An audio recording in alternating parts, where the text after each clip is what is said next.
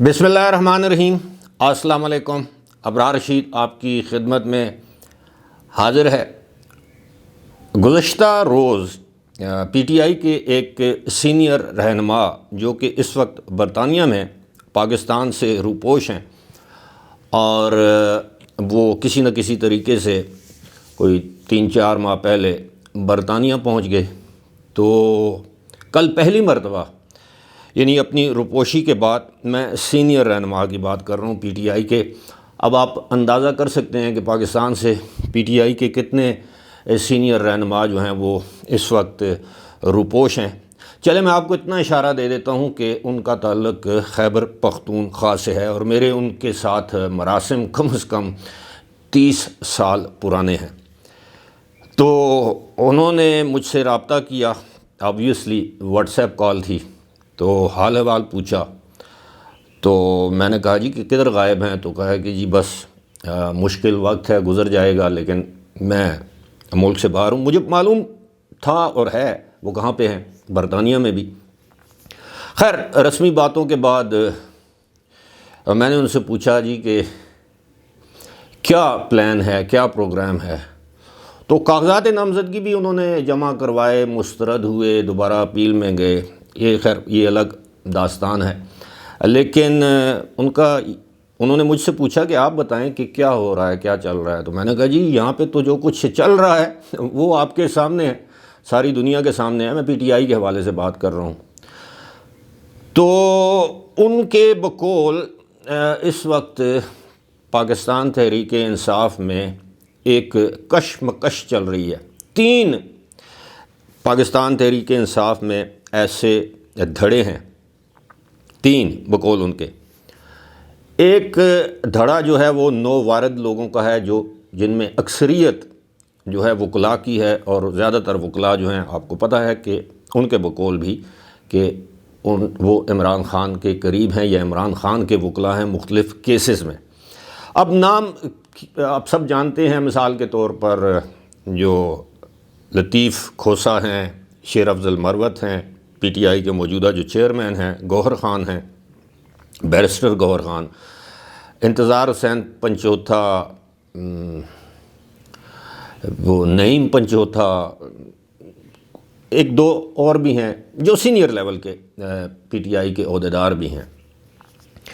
दूसरा धड़ा उनके बकौल वो है जो कि इमरान ख़ान के साथ थे, जो कि इक़्तिदार में भी साथ थे, इलेक्टेबल्स थे। दूसरे लोग हैं जो अब भी पार्टी में मौजूद हैं, रुपोश हैं किसी न किसी वजह से। और तीसरे धड़ा वो है जो कि इस वक्त जो डे 1 से PTI में था, लेकिन वो अब एक लिहाज से गोशा नशीनी में है। ना वो इलेक्शन लड़ रहे हैं, ना वो बयानात दे रहे हैं, ना वो एक तरफ के बयान, मतलब ना हक में ना मुखालफत में, लेकिन एक कशमकश PTI के अंदर जारी है। और PTI अंदर से बहुत ज़्यादा इख्तलाफात का शिकार है। और ये लोग जो इक़्तिदार में रहे 8-10 साल, कुछ खैबर पख्तूनख्वा में, कोई मरकज़ में, तो इनका ये मानना है कि जनाब वो लोग जो नौवारद हैं वो पार्टी को नुकसान पहुंचा रहे हैं। और शायद उनका ये भी दावा है, शायद नहीं यकीनन उनका ये दावा है कि ये किसी के इशारे पर ये लोग जो हैं पार्टी में दाखिल किए गए हैं, ख़ास तौर पर वकला के हवाले से। अब उस पर उनका जो इस्तदलाल है, जो मौक़िफ़ है, वो ये है कि हर हलके में ठीक है इलेक्टेबल्स के या बाज़ लोगों के कागज़ात नामज़दगी मुस्तरद भी हुए और शायद अपील में मंजूर भी हो जाएं, जिस तरह बहुत से लोगों के हुए, लेकिन उनका ये कहना है कि जनाब जब एक हलके से 6-6 लोग पार्टी के टिकट के लिए अप्लाई करेंगे, उनके कागज़ात नामज़दगी मंजूर किए जा चुके हैं और बिलाखिर टिकट जो है, यानी अगर बल्ले का निशान नहीं होता तो फिर भी PTI किसी न किसी उम्मीदवार के सर पर तो अपना हाथ रखेगी। अब तो ये भी कहा जा रहा है कि शायद उनके پی ٹی آئی کا کوئی سیاسی الحاق ہو جائے کسی جماعت سے، وہ جمعیت علماء اسلام شیرانی گروپ کے ساتھ ہو جائے، تو پھر ان کے انتخابی نشان پر الیکشن لڑیں گے، اور شاید مجلس وحدت المسلمین کے انتخابی نشان ان سے الحاق ہو جائے، یا اتحاد مطلب پارٹی الحاق کر لے، ایسا ہو سکتا ہے۔ تو جس پر بھی پی ٹی آئی ایک امیدوار پر ہی اور اگر وکلاء پر رکھتی ہے، تو جو پارٹی کے پرانے کارکن ہیں، جو پارٹی کے پرانے رہنما ہیں، تو ظاہر ہے وہ بھی الیکشن میں حصہ لیں گے، آزاد حیثیت میں لیں گے۔ تو جب جو پاکستان تحریک انصاف کے جو حامی ہیں، جو پرانے کارکن ہیں، ورکر ہیں، جنہوں نے مارے کھائیں، جنہوں نے دھرنوں میں شرکت کی، جنہوں نے پارٹی کے اچھے برے وقت میں ساتھ دیا، تو ان کا ووٹ تو ظاہر ہے پھر تقسیم ہوگا۔ اگر ووٹ تقسیم ہوگا تو اس کا فائدہ پی ٹی آئی کی مخالف جماعت جو ہیں پنجاب میں، یا تو اس کا فائدہ نون لیگ کو ہوگا، یا پھر استحکام پاکستان پارٹی کو ہوگا، یا پھر پیپلز پارٹی کو ہوگا۔ خیبر پختونخوا میں بھی یہی صورتحال ہے۔ یہاں پر اگر اس طرح تقسیم آتی ہے آئندہ الیکشن میں کہ پی ٹی آئی کے 4 امیدوار کھڑے ہو جاتے ہیں، اور ایک کو پی ٹی آئی اون کرتی ہے اور باقی 3 کو وہ اون نہیں کرتی، ڈس اون کر دیتی ہے، اور باقی جو 3 ہیں ان کا تعلق بھی پی ٹی آئی سے پرانا ہے، واسطہ ہے، اور ان کا جنبہ ہے، دھڑا ہے، برادری ہے، تو آبویسلی اس کا فائدہ بھی صوبہ خیبر پختونخوا میں یا تو مسلم لیگ نون کو ہوگا، یا مولانا فضل الرحمان کی جماعت کو ہوگا، یا اے این پی کو ہوگا، یا پرویز خٹک کی جماعت کو ہوگا۔ تو ایسی صورتحال میں بھی پاکستان تحریک انصاف اپنے لیے انتخابی میدان میں جو شکست کا سامان خود پیدا کر رہی ہے۔ اب گزشتہ روز ہی آپ نے دیکھا ہوگا، سنا ہوگا کہ ایک شدید قسم کا بیانیہ سامنے آیا۔ بیرسٹر گوہر نے کہا کہ جی لندن پلان کا حصہ ہے، جو کہ عمران خان کا بیانیہ ہے۔ اور شیر افضل مروت عمران خان سے ملاقات کے بعد جب باہر آئے، جیل کے باہر انہوں نے میڈیا سے گفتگو کی، تو انہوں نے یہ کہا کہ میں جو کچھ کہہ رہا ہوں آپ اس کو عمران خان بانی چیئرمین عمران خان کی زبان سمجھیے، ان کے الفاظ سمجھیے۔ اور انہوں نے واضح طور پر چیف جسٹس قاضی فائز عیسیٰ کے بارے میں جو کلمات کہے کہ جی وہ انہوں نے ہمیں مایوس کیا ہے، ان کے دل سے ابھی تک بغض نہیں نکلا۔ بغض سے مراد کہ وہ جو عمران خان کی حکومت نے یا عمران خان نے جو قاضی فائز عیسیٰ کے خلاف ریفرنس دیا تھا، اس حوالے سے بھی انہوں نے کہا جی یہ تو جنرل باجوہ اور جنرل فیض نے کہا تھا، وہ یہ بھول گئے۔ اگر جنرل باجوہ یا جنرل فیض نے کہا تھا تو اس پر وہ جو سمری آئی تھی وزارت قانون سے، اس پر اس سمری پر دستخط وزیر اعظم نے کر کے صدر عارف علوی کو بھجوائے تھے۔ تو اب اس سے یہ ساری چیزیں عیاں ہوتی ہیں کہ پاکستان تحریک انصاف نے حالیہ ماضی سے یا ماضی بعید سے کوئی سبق نہیں سیکھا، اور جو سیاسی جماعتیں اپنی غلطیوں سے سبق نہیں سیکھتیں وہ ہمارا ماضی گواہ ہے کہ ان کا انجام کیا ہوتا ہے۔ بہرحال تحریک انصاف بطور جماعت اگر اس کا خاتمہ ہوتا ہے تو یہ کوئی اچھی بات یا نیک شگون نہیں ہوگا سیاست کے لیے، جمہوریت کے لیے۔ سیاسی جماعتوں کو توانا رہنا چاہیے، اسی سے جمہوریت توانا ہوتی ہے۔ باہمی اختلافات سیاسی جماعتوں کے ہوتے ہیں لیکن اس کو دشمنیوں میں تبدیل نہیں کرنا چاہیے۔ اب بات کرتے ہیں تقریباً، میں تقریباً کا لفظ استعمال کر رہا ہوں، اسی طرح کی صورتحال مسلم لیگ نون میں ہے۔ جی ہاں، مسلم لیگ نون کے اندر بھی ایک تو 2 دھڑے ہیں۔ آبویسلی ایک دھڑا میاں نواز شریف کے بیانیے کی سپورٹ کرتا ہے، مریم نواز شریف کے ساتھ ہے، اور ایک دھڑا جو ہے وہ تعداد میں کم ہیں وہ لوگ جو میاں شہباز شریف کے بیانیے کو سپورٹ کرتے ہیں، یا میاں شہباز شریف جو چاہتے ہیں کہ میاں شہباز شریف مستقبل کے وزیر اعظم بنے۔ ان 2 دھڑوں کے درمیان بھی ٹکٹوں کی تقسیم پر بہت سے اختلافات ہیں۔ آپ نے سنا ہوگا کہ یہ احسن اقبال اور دانیال عزیز، ان کے اختلافات ہیں ٹکٹوں پر۔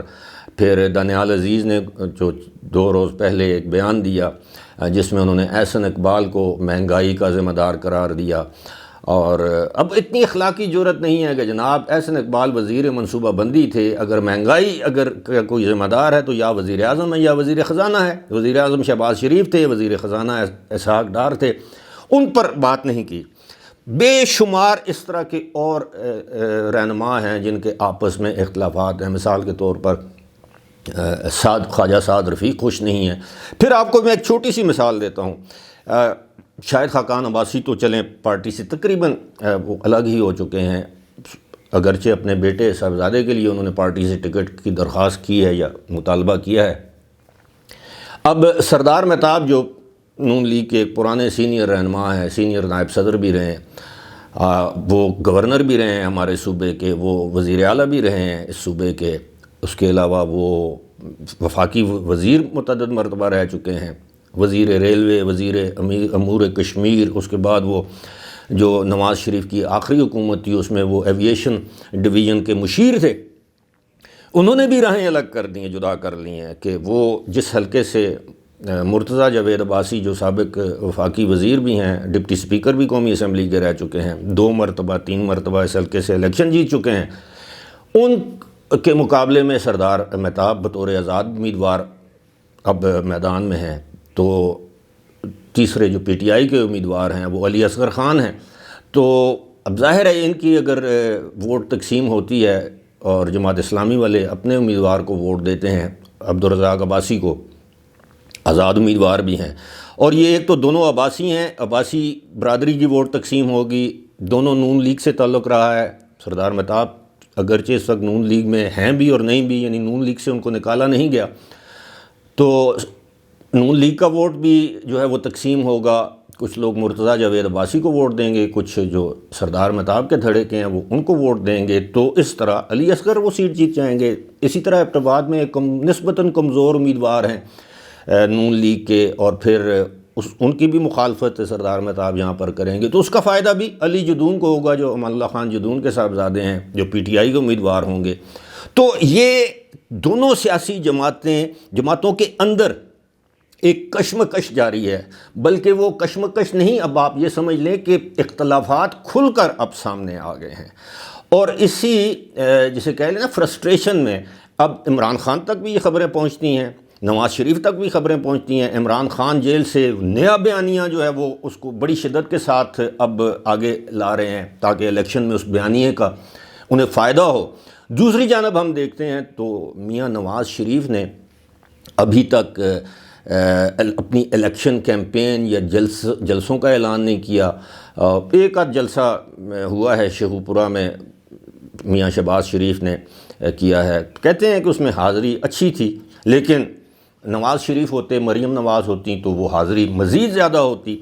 اب اس بار کچھ لوگوں کا یہ بھی کہنا ہے کہ نواز شریف سپریم کورٹ کے اس فیصلے کا انتظار کر رہے ہیں، جس وقت آپ یہ ویڈیو دیکھ رہے ہوں گے تو شام 6 بجے، تو اس وقت تک شاید وہ فیصلہ بھی آ چکا ہوگا۔ میاں نواز شریف کی نااہلی، تاحیات نااہلی کا خاتمہ اب تقریباً آپ یہ سمجھیے کہ ایک رسمی کارروائی ہے جس پر سپریم کورٹ کا فیصلہ آنا باقی ہے، اس کے بعد وہ اپنی انتخابی کیمپین شروع کریں گے۔ لیکن میرا جو پوائنٹ ہے وہ یہ ہے کہ دونوں سیاسی جماعتوں کے اندر باہمی اختلافات کا براہ راست فائدہ مسلم لیگ نون کی اور پی ٹی آئی کی مخالف سیاسی جماعتوں یا ان کے امیدواروں کو ہوگا۔ اپنے فیڈ بیک سے ضرور آگاہ کیجیے گا۔ فی الحال مجھے دیجیے اجازت، خدا حافظ۔